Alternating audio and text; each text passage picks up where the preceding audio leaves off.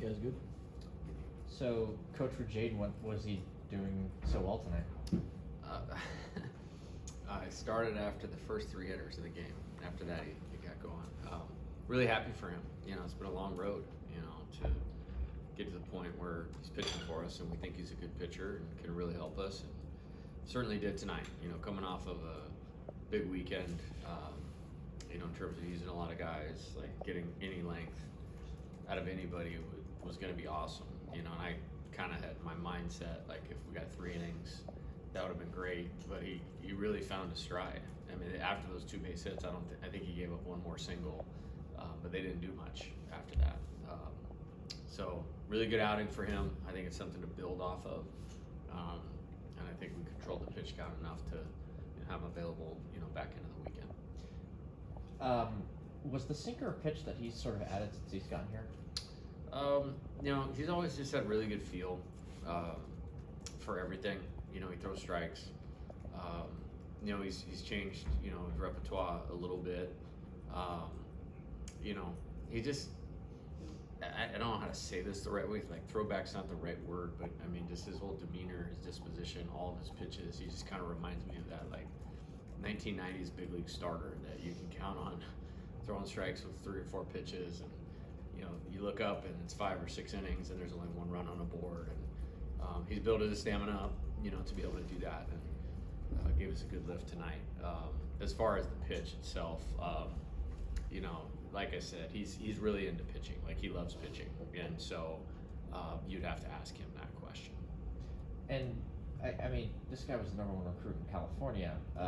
So, I mean, what was he doing, I guess, better tonight than what we've sort of seen so far this season? Well, I mean, he's missed his whole career because of an injury, yeah. And we tried to get him back probably faster than, you know, too fast for it to totally take last year. You know what I mean? He was healthy enough to pitch, but, you know, the time that he got hurt, I essentially knew we were losing 2 years out of the deal. And then I think he just needed some experience. You know, like, again, he played a lot of high-level competition baseball relative to the showcase circuit and All-American games and all those types of things, but it's not this. And I'm really proud of him, you know, for sticking with it through the injury. He's really grown up a lot here.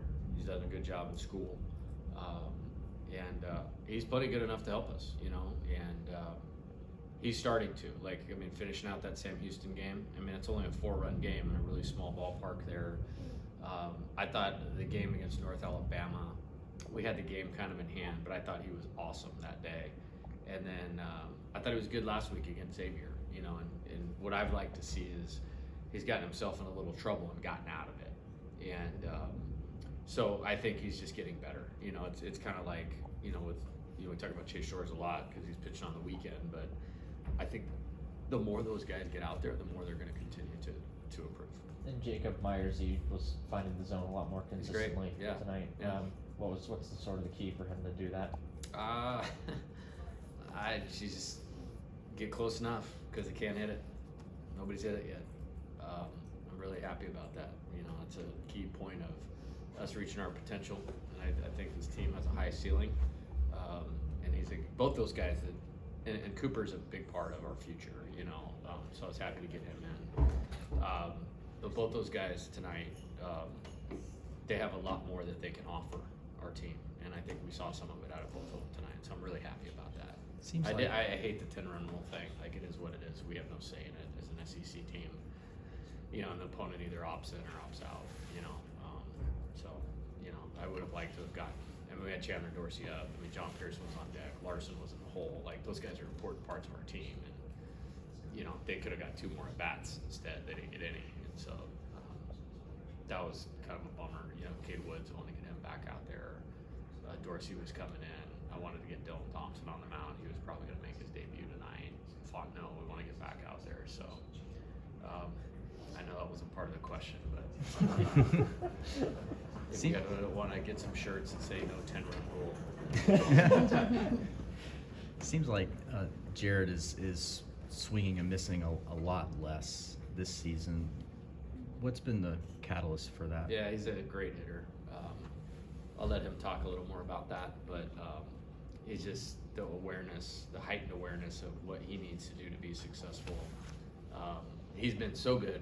I mean, honestly, that he had not as good a game on Sunday, and it kind of stuck out because he's been so good.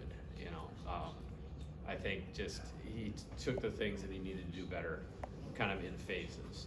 Eliminate the chase from freshman year to sophomore year. We really got that corralled last year. And then the contact in zone was maybe the only blip on the radar, and he's completely. I mean, it's getting hit if it's in the zone by him, and obviously with his bat speed exit velos, there's damage. And I think I like nights like tonight because it's a sign of really how far he's come. With one bad game, didn't take him off track. He went back to work today and got himself right, and it's good. It makes me very happy. Like, he's put a lot into it and continuing to put a lot into it. Ethan went 2 seasons without hitting a homer, and now he can't stop hitting homers, it seems like. So I guess, like, what's kind of been working for him in terms He's of a good player. I mean, man, again, like, put a lot of time into it, and it's fun to see the fruits of the labor. I think the injury held him back last year a little bit. I think he might be even a little further along, but the mental maturity that he has to just focus on the things that he can control, and the readiness he always has to be ready to roll. Like, that was awesome tonight. Like, that ball was the last one's great, whatever, but that backside homer, I mean, it got like that high off the ground. In a key spot, 2 guys on, that's breathing room, and now we can kind of do whatever we want with the pitching, for the rest of the game. And so proud of him and his development as a player. He's one of the best team guys, in this building, and there's a lot of good team guys. So, and something I tell the players all the time, like, you have permission to get better. You know what I mean? It's like, this thing just doesn't go perfect for hardly any of them. You know what I mean? Like, we're spoiled, like, with Dylan Cruz. Like, I don't know who has careers like that it's just like you step in the box and then go, yeah. But they're all getting better, and, that's what we promise them. It's a training ground for pro baseball and a chance to improve and compete at the highest level. And, this team's doing all of those things. The midweeks can be tricky sometimes. Mm-hmm. Tennessee lost tonight to East Tennessee State. What allows this team to dial in and focus ahead of the big series this weekend? Just keep it about today, and that's not odd, because that's what we try to do every day.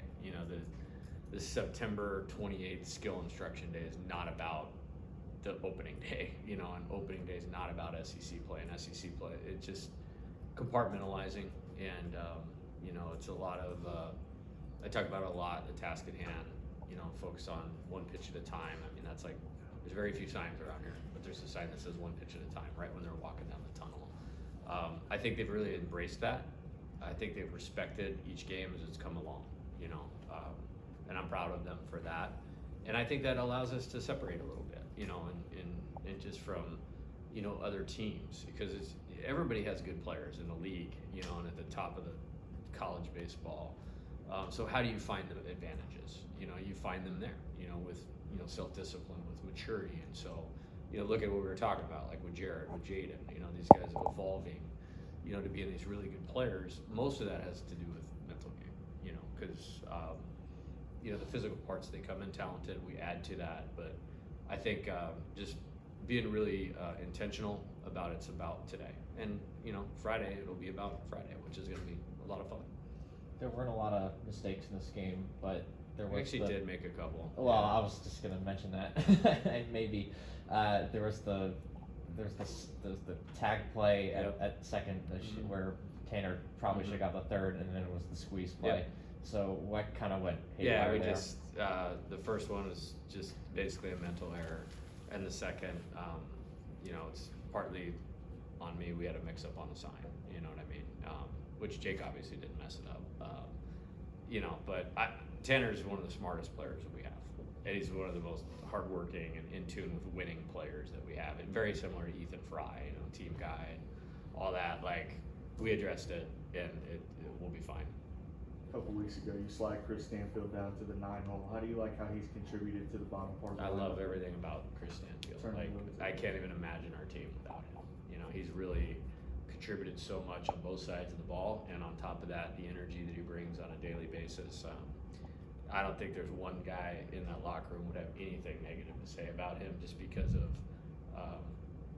how into the team he is, how into winning. He's improved a lot since he's been here, and he's just setting the table. When you got that type of athlete on base as much as he is in front of a guy that hits like Ichiro Suzuki, and then a guy behind him that hits like Mark McGuire, like that's a really, really deadly combo. I felt like he played good enough. Like, we tried the leadoff thing, and he was doing fine. I felt like everything flows better. I mean, dealing with all three of those guys and their unique skill sets in a row is a really good has been a great combo for our offense. When you guys grabbed Chris, did you know that he was just gonna pepper the third baseline, kind of like he has? So far? I just loved him as a player. I mean, I know it's this has happened a couple times. Like, throw out the stats, throw out the analytics. Like, I think this guy will work here, and we've actually been pretty good at that. You know what I mean? We do look into everybody in the full picture, but I just liked how he played. And he's got bat speed, so sometimes the barrel runs out there and you end up hooking balls down the line. That was a bunt slash today. He executed that perfect. That's exactly what you're supposed to do, because the third baseman's drawn in. That was awesome. Was tonight more of what to expect from Kate Beatty? I thought he did great. Yeah, he's caught good 4 times in a row, or 5 times in a row now. I've lost track. He's obviously got great power. I think that's his second home run. And, his numbers are a little misleading, because he's hit the ball really, really hard for outs. He's going to be a great player. I mean, he's going to be a great player. And, I'm really glad he's here. Thank you, Coach. All right, thanks. All right, Coach. Coach. See you guys tomorrow. Yes, sir.